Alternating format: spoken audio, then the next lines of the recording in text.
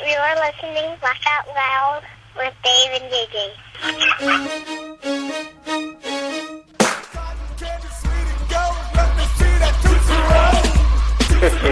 and the gift is going to be better than a Tootsie Roll. That was just for fun. Did you retweet my answer, my last response? I just saw it. It's not fair you trying to come in and, like, steal my thunder. No. I'm thinking, you're giving away some rinky-dink video.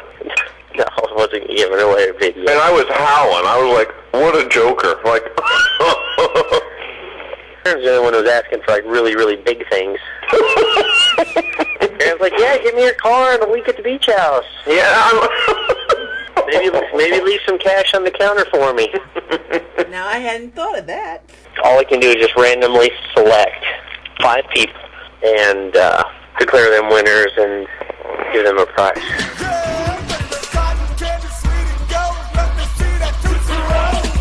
Let's talk about hockey. Hockey? Yeah, let's talk about hockey. Let's get 5 people really excited about something. You get more than 5. Yeah, but they're all in Canada. Oh, are you kidding? It's football season. No one cares about hockey right now. This is from Canada. The World Juniors. And Mounties and beer? And beer. Yeah, so you got 3 things up there. So fire away. What do we got, Dave? Chili Bowl. The Tulsa Chili Bowl, yes. 2.5 weeks. 2.5 weeks. The great gentleman I met not too long ago, Mr. Glenn Stiers, also a Canadian, decided to step forward and do a little sponsoring of the midget that I have and put together a little program to go to Tulsa, and been invited back by Emmett and the guys to be a part of the championship race. I think that's on Tuesday night. I know the best way to win that race is start on the front row. Is it one lap? No. It's just kidding. Is it one lap? No, that's qualifying. He said the best way to win is start on the front row.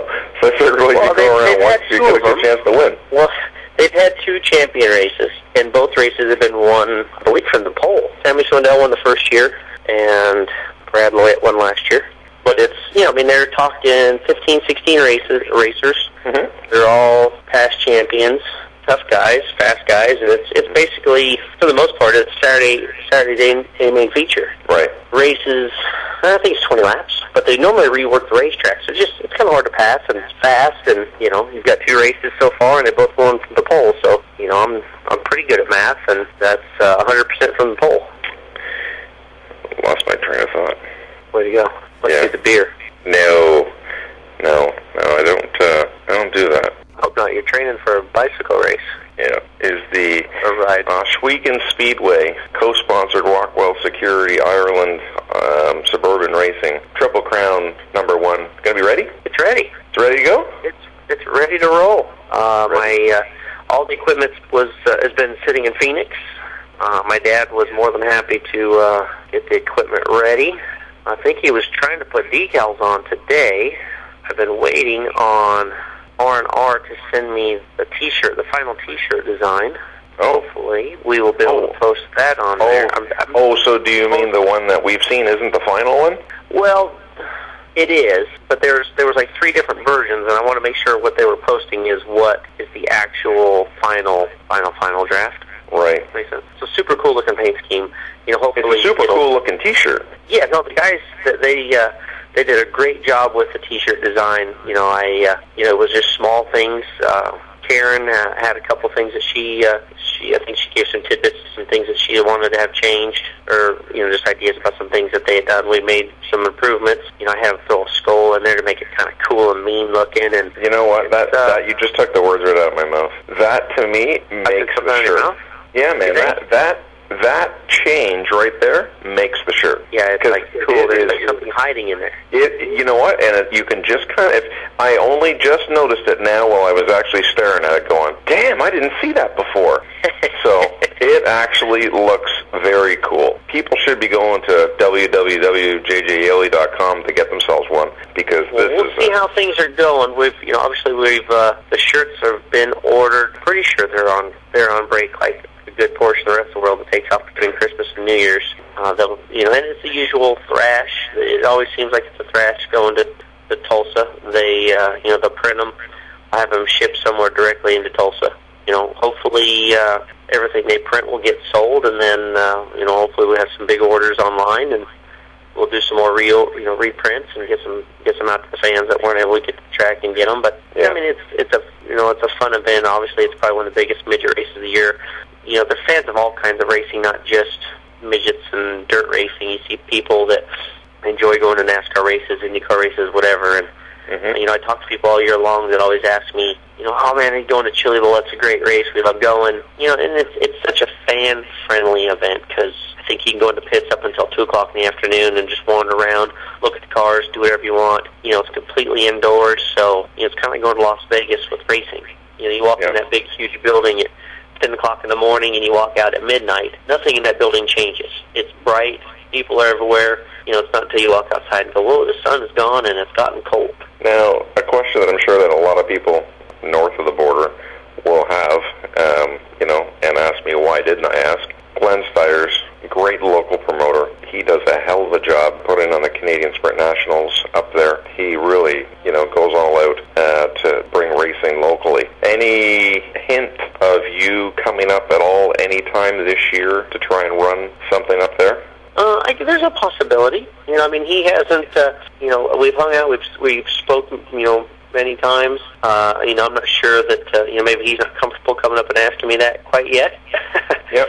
But he does do a really cool thing up there. Has a pretty nice track. They bring the World Outlaws up there. He also races quite a bit himself, which I think is pretty cool. Oh, he does. And, He's got a two-seater too.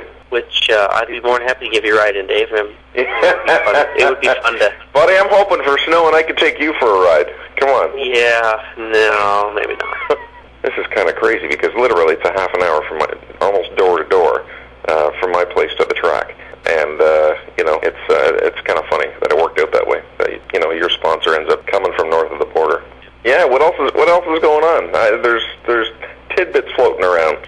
I've had some discussions with the 46 team. I've had some discussions with a lot of teams, obviously, and the big thing is, it still comes down to money and everyone wanting to do the best program, the biggest and best program that they can do. And the Whitney guys, they're working hard on trying to get things rolling again for next year. Had some discussions with them, and as of right now, that's the plan. I know they're working on a couple different sponsors and have been hoping to hear something. The plan was try to hear something before Christmas, and unfortunately that didn't happen. And I've got a couple things separately on my end that we were hoping for the same thing and didn't hear anything. But the good thing is we've had some communication this week, and the communication looks good. Obviously they've had every chance to be able to say no up to this point and have not. So, for that part, that's encouraging. But at the same time, for the fact that it's, I know it's a long, lengthy process, and you wish that it could be sped up, and then you know what you need to do to move forward versus just kind of hanging in limbo and hoping for the best. But we do still have a lot of optimism about what can happen leading into 2011. Okay, so let me pose this question, and this maybe a little too prematurely. If a sponsor isn't found and you're driving the 46, is there money to run the first full 5 races to try and get that team in the top 35? I'm not 100% sure.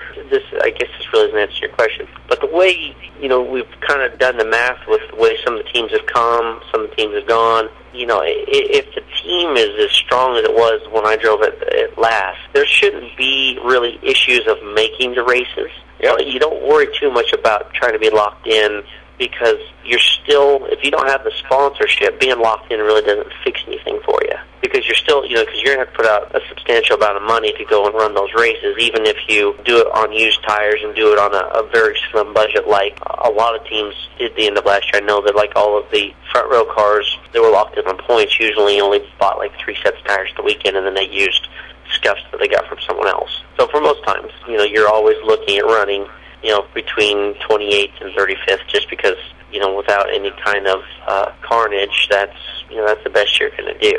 Yeah. So, but ideally, though, the focus to try and get that car within, if you're within the top 35, coming up with a sponsor for Daytona, qualifying for Daytona is big enough as it is. It's huge, and you'll get probably anywhere from 55 to 60 cars, probably for the 43 spots. To get a sponsor for that race, great.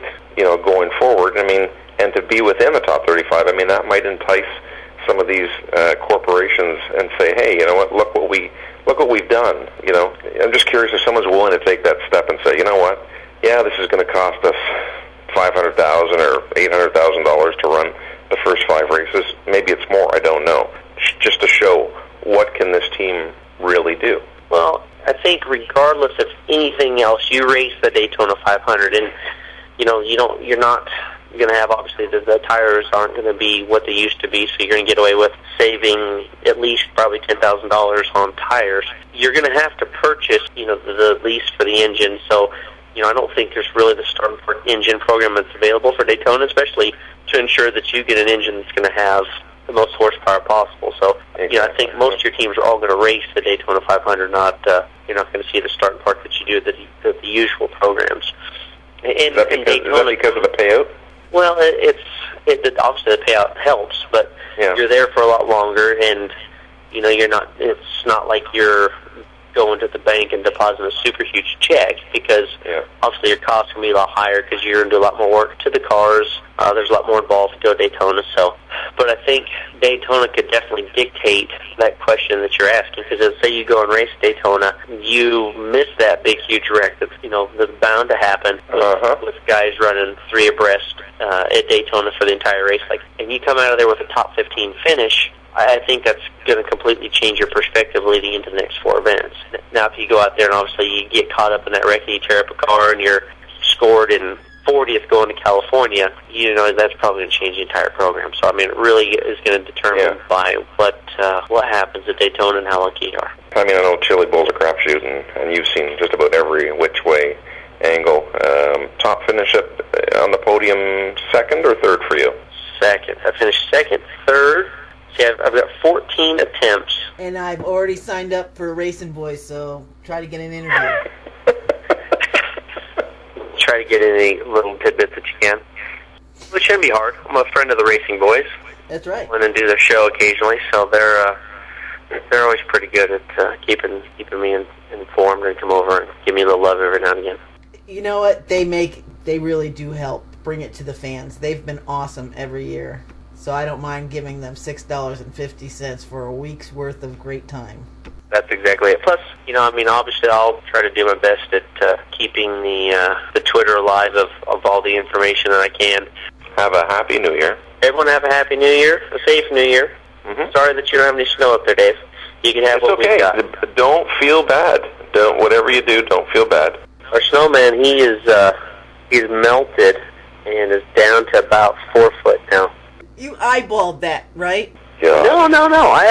He was taller than me, and I'm 5'8". The picture that Kristen has on Facebook. It's just the way that Kristen took the picture. It's 7 foot tall. You saw the cone on its head. That's a full traffic cone. That was the one that was covering up the bare wires that someone hit the traffic pole and actually took the pole away, but the wires were still there, and they covered up with a pylon. And you thought, what a great idea! That thing needs a home. Yeah, that was going to be his hat. Well, when he tweeted a 7 foot, and then I saw the picture of the snowman, I said, I better go make one. Yeah, yours was fake. Yours is as fake as they come. That's it. I'm going to put my feet up. I actually have to go to work tomorrow, so this is the only day I have to work until January the 4th. So I know, and that's my birthday. Well, don't work too hard then. When's your birthday? No, tomorrow. Wow, happy You're birthday. You're going to be 36? See? Wow, Kristen just said you're old. I'm old. I'll be 42. Holy crap, that's really old. You're going to have to, does that put you in a different class when you ride your bike? Does that put you in like a senior division? Clydesdale, I think they call it. Do you go from a 10-speed to a beach cruiser? You got it.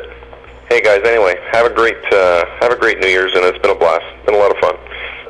All right, Happy New Year. You too, guys. Have a great New Year, and celebrate cleanly.